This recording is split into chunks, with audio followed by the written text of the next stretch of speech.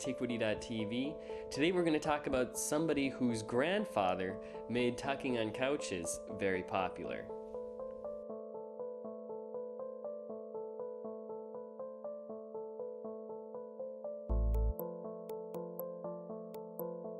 Lucian Freud, the grandson of Sigmund Freud, was born in Berlin, Germany in 1922.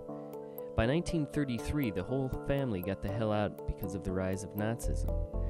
Not exactly a good place for a big family of Jews to live at the time. So they all moved to London. By 1939, they were British citizens. Lucien was a drawing prodigy from an early age. He bounced around at a bunch of English schools, and then he joined the Navy after one of his art schools burned down. After serving with the Navy for about 6 months, he was released because he had some health difficulties. I searched and searched, but I couldn't find anything about why the Army let him go.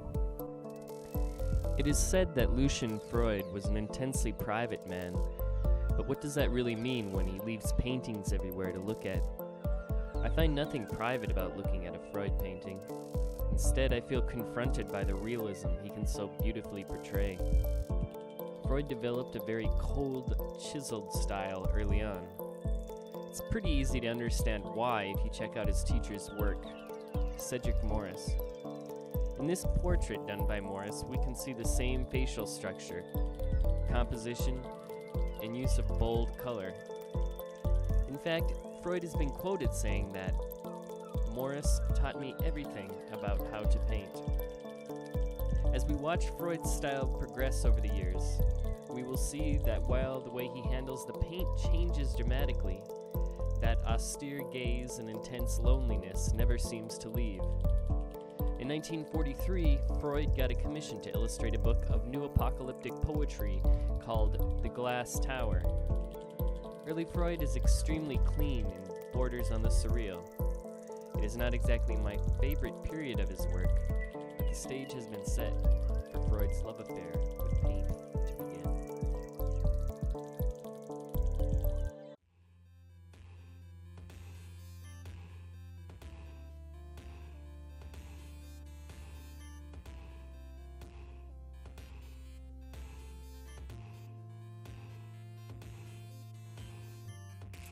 In Girl with a White Dog, we see the artist's first wife relaxing on a couch. A dog's snout rests on her leg. She's exposing her left breast, her gaze fixed on the viewer. An unrelenting and somewhat unsettling pair of eyes gaze out into nothingness. The paint is applied thinly and smoothly, and the undulations in value are carefully modeled. It's easy to think of Aang when looking at Lucien's work from this period, because they are so similarly painted. Check out how strong the presence of line is throughout all of this work.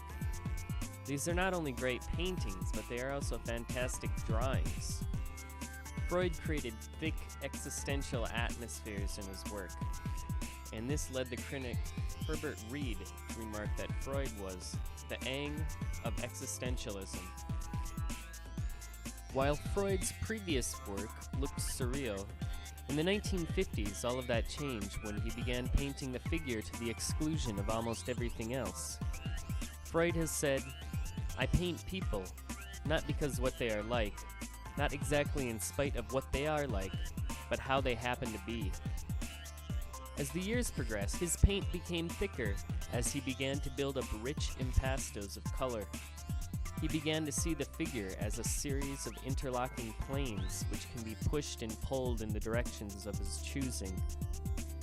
In Naked Man with a Rat, we see a theme which is consistent with many of the portraits and figure paintings of Freud, and that is the presence of animals. The lighting seems extremely harsh and cold, and the shadow shapes are full of muted pastel blues and violets. The walls are cracking and the couch is dilapidated. When seeing a man laid out on a couch, we must remember Lucien's grandfather, Sigmund, who pioneered psychotherapy. Sigmund would have his patients lay down on his couch and bear their most personal problems and desires. There is no romance in this painting, no epic masculine glory. In fact, the rat even closely resembles the penis, flaccid and powerless. Freud continued to paint the figure throughout the 70s, 80s, and 90s, and is without a doubt the most famous living painter in the world today. He continued to paint portraits of his friends, lovers, and colleagues.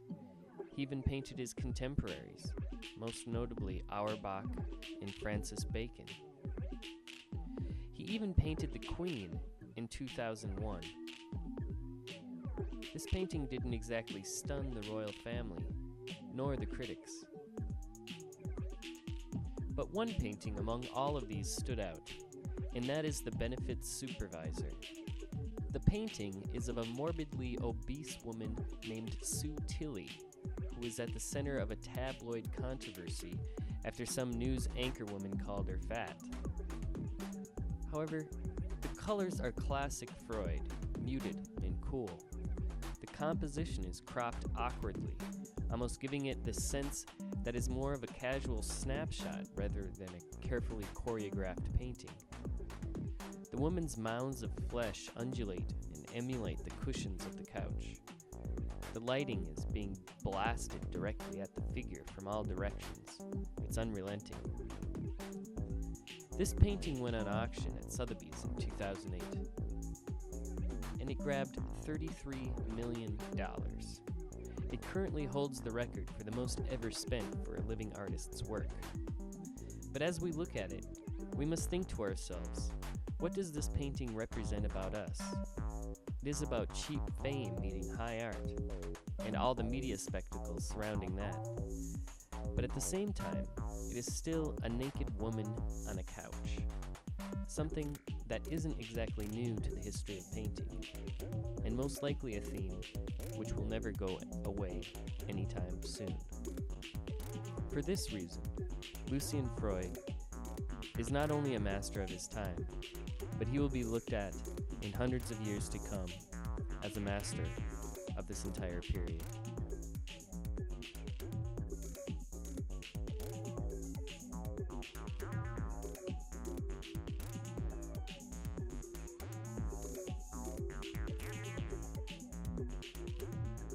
This is just a special thank you for everybody tweeting their comments. As you can see, I really chopped down the length of this artist profile down to under 10 minutes.